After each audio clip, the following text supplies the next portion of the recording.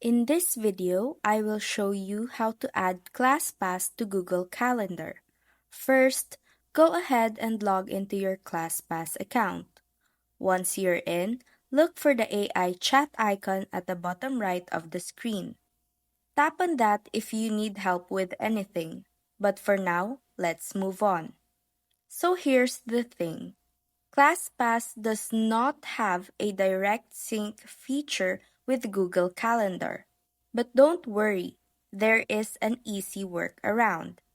If you are using an iPhone or iPad, you can set your device to automatically add your ClassPass reservations to your Google Calendar. Here's how you do it.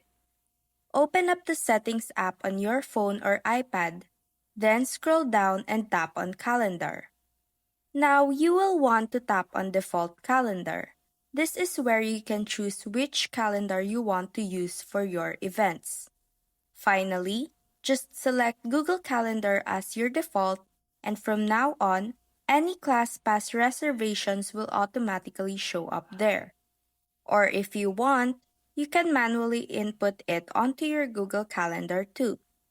And that's it. You're all set to keep track of your classes without missing a beat. And that's how to add ClassPass to Google Calendar.